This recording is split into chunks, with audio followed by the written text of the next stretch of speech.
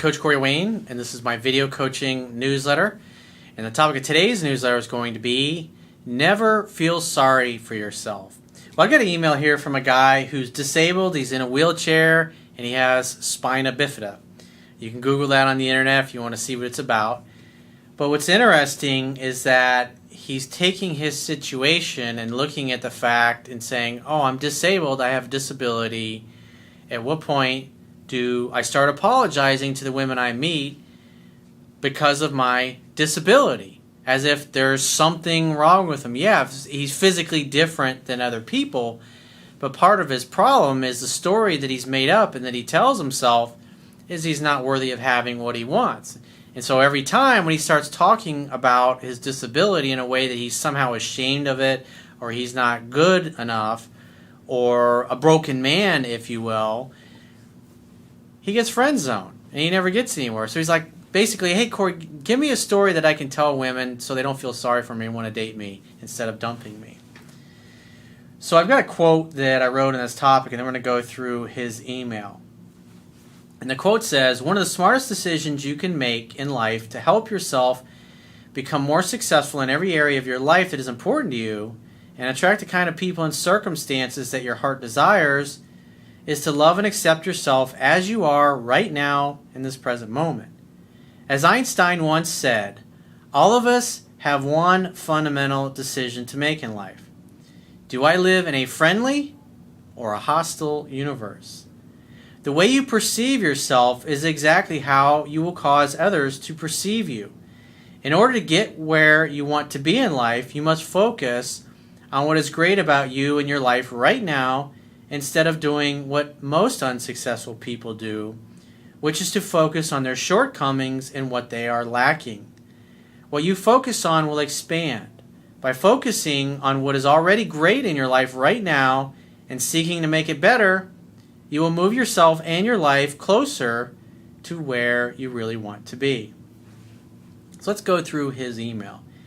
He says, hey Corey, I used to be a very shy guy in my younger years, but I've learned to open up to women. However, I have this one big problem. I'm disabled in a wheelchair with spina bifida. I know how to get most women interested in me, but it seems like every time I bring up that I'm disabled, they automatically put me in friend zone, or they use me to get what they want, and after they get it, they make up excuses to leave me.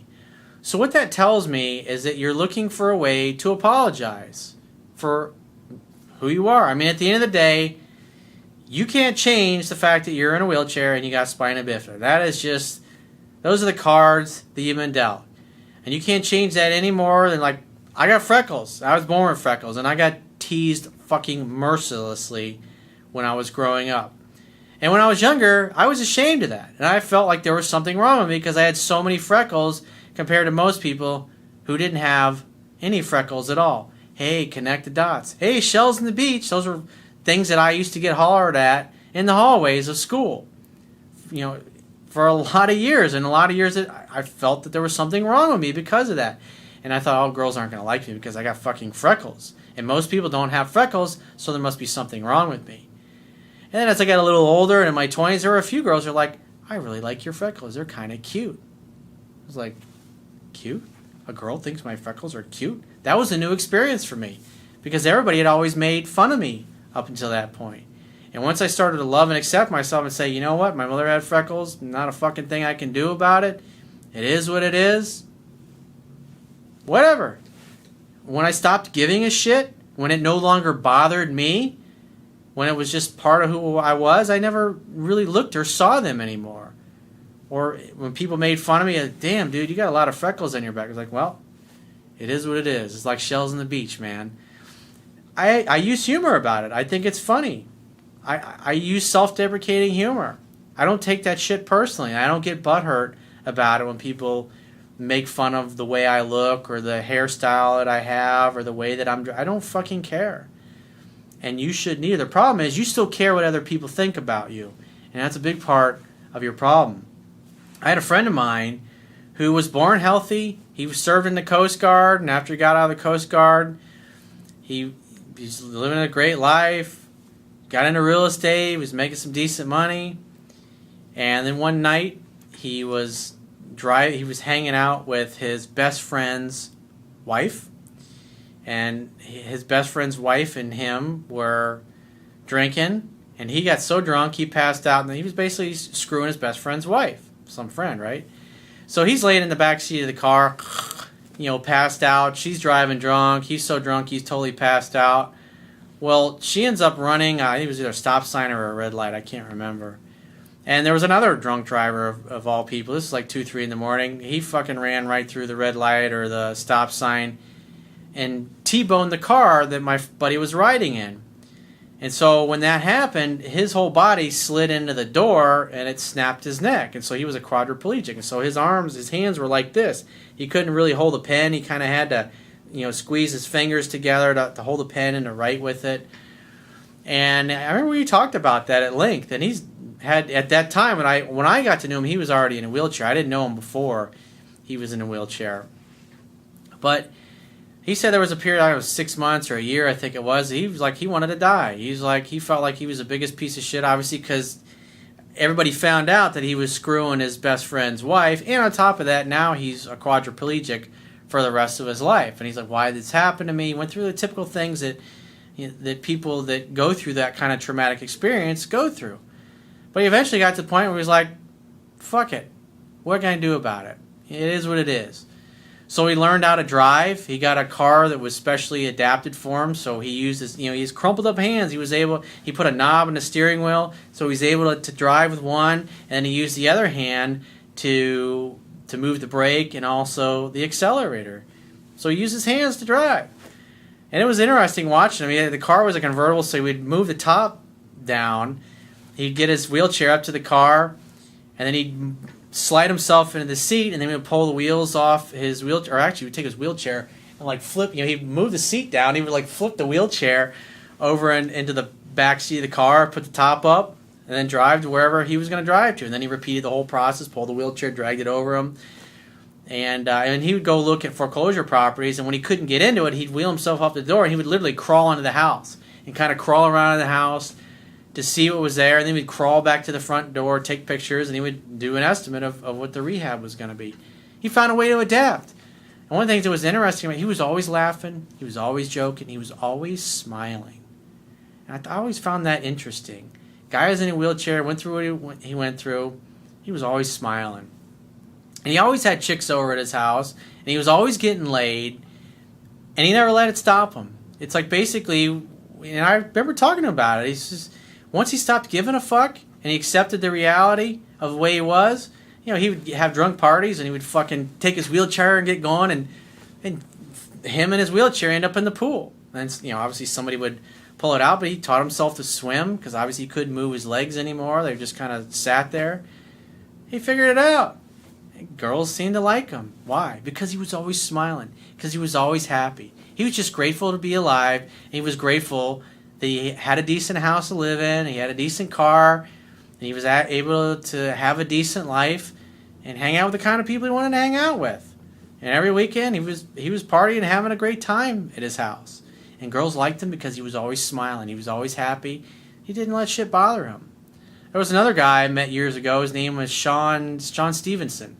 The guy's he's about this big. He's about 2 feet tall. And he can't move his legs. He can move his arms and everything. And he had, one of the things he was born with is his you can Google his name, Sean Stevenson. His tongue is literally his tongue is too big for his face. So when he talks, the tongue just kind of hangs out of his mouth. And it's a little bit hard to understand him at times. Same thing. He's always fucking smiling. He's always upbeat. He's always positive. He just got married a year or two ago, I think it was. And he didn't let shit stop him. And he embraced the fact that he was kind of weird and kind of freaky. So he talked about things that he would do in his wheelchair when he'd be out in a nightclub or at a party or whatever. He'd go over to a girl and be like, "Oh, you're pretty." And he would grab her leg and start kind of humping her leg like a dog and just making a joke out of it and being funny about it. And the girl that he married is beautiful. She's totally healthy and normal. And when she picks him up out of his wheelchair, puts him on the bed, obviously takes care of him. But he's able to have a normal life, even though he's 2 freaking feet tall and he looks like a little alien. But he doesn't care. He makes fun of himself. He's learned to love and accept himself, and if you want somebody to love and accept you, you got to accept you for you where you are. Once you start to love and accept yourself and think you're awesome, even though you're in a wheelchair and you may got disabilities that most people don't have, once you become cool with that and you're okay with that, you don't, even when people make fun of you or try to put you down, as long as you don't let it get under your skin, they'll actually become your friends by doing that, because it's like, who cares? I mean, at the end of the day, all of us, nobody gets out of life alive. The only thing that really matters is what you do with the minutes of your day and how you look at your life. If you start enjoying yourself and start looking for ways, like my friend who was a quadriplegic did, and you start having a friend or a smile on your face, you're going to make yourself more attractive. You do something that you love for a living and that you enjoy, you're going to be happier. Eat better quality foods. Work out. I mean, like Sean Stevenson, he works out. I mean, guy's got a six-pack, even though he's all, like I said, he looks like something out of like Lord of the Rings or Harry Potter or something out of an alien movie. He works out. He takes care of himself. He's eating an alkaline diet, the type of diet that Dr. Young teaches. It's given because when he was young, he was constantly breaking bones. People would hug him too tight and his bones would break. But because he changed his diet, he's exercised, his bones are strong, he doesn't have those problems anymore. And he's living life to the fullest, even though he could die at any moment. I mean, all of us are here for a certain period of time. We've got something to accomplish. And the way I look at life is that we choose our parents. Everything that's happening to you and all the people that are coming into your life, that's a journey that you've chosen. So if that was the case, if you were to look at the world and say, okay, I am the way I am, and the people that are in my life, the parents, they were my parents because I chose them. As a soul, what could you gain from that? What's the experience that you could gain from that? Why do you think you chose to live that kind of a life? Why do you think if you just consider it as a possibility, how would that change how you show up? You wouldn't be able to blame other people. You wouldn't be able to blame your parents anymore for your shortcomings, your flaws, your faults. You wouldn't be able to blame society. You wouldn't be able to blame people that are rich if you happen to be poor. It all is how you look at yourself and you look at life. So let's get back to this guy's email. So the other thing that I'm seeing here, he says, they use me to get what they want, and after they get it, they make excuses to leave me. That also tells me that you're tolerating bullshit in your life. You're tolerating people in your life who aren't there because they care about you. They're there because of what they can get. And you should be able to spot that behavior right away and not spend time with people like that. When you see that other people aren't sincerely reciprocating interest in you that you are in them, keep moving, keep circulating. Because you're wasting your time because you don't feel like you're good enough. You're hanging out with people who really don't give a shit about you. They are using you. And that matches your model of the world. You don't think you're good enough to have the kind of people that you want in your life love you for you. And so you're hanging out with people that justify that belief. And therefore, it becomes a self-fulfilling prophecy. You don't think you're good enough, and so therefore you hang out with people that really don't care about you. And you keep trying to make them like you and trying to make them want to be around you instead of just continuing to circulate and meet new people. I constantly have to work on my confidence just because of the disability and the way women treat me like I'm not good enough for them. The reason they're treating you that way is because you don't stand up for yourself and you tolerate bullshit. Remember, attraction is not a choice. If you have a smile on your face and you're happy and you love life and you express your interest and extend an invitation to a woman to join you for dinner or a drink or a cup of coffee or whatever it happens to be in the evening, and their response is less than enthusiastic, hey, well, get in touch with me if you ever change your mind. And then you leave. You continue to circulate. You want somebody who literally would jump fences to be with you, not somebody who's sitting on the fence or somebody who's just like, that's part of your problem. Most of the people you're interacting with people who didn't like you in the first place. And by trying to force yourself in their lives, you're inviting them to continue treating you this way. Remember, no one will ever do or say anything to you that you don't invite them to do. And by hanging out with people who really aren't of the quality of the kind of people that you really want to be hanging out with, it's demeaning to yourself. And so how can you possibly, if you hang out with people who don't value you, and then you get mad that they don't value you or they use you, it's like, it's your fault, dude. I was hoping you can give me some fun ways I can break the news that I have a disability and assure a woman it's no big deal. There's no reason to, well, obviously if they meet you and they see you're in a wheelchair, they're going to know that you're a little different. Don't apologize for it. Do you see most people who can walk apologizing for the fact that they can walk and stand on two legs? You don't see people apologizing for the fact that they don't walk on four legs. Think about it. Stop apologizing. If this is your journey that you chose, and you chose to have this life and be in a wheelchair because of maybe how it would humble you and it would teach you unconditional love for other people, how could you possibly be mad at anybody? Go find people who are going to love you and appreciate you for you. I want to be able to tell her that I can pretty much do what any other guy can do. I can take care of her, and I'm not going to just die tomorrow or next week. I'm not going to break into a million pieces if she touches me and shouldn't feel sorry for me. Well, use humor. It's like, just say, well, because of my situation, I've learned to be a really great lover. I mean, because I just pretty much just lay there because I can't move certain parts of my body. But there's other the most important parts, I can move, baby. And I can do things for you that, be whatever it is for you. Be weird, be creepy. Like I said, Sean Stevenson would literally grab a girl's legs or like dry humping her leg like a dog would. And he says, I'm weird and creepy like that. Because he looks like a little alien. And they would laugh and giggle, and he still would get laid. He's married to a beautiful girl who's totally healthy. And why is that? Because he loves himself. And he's successful. And he's successful at not only helping himself, but he's helping to inspire other people all over the world to accept their flaws and their faults and not give a fuck.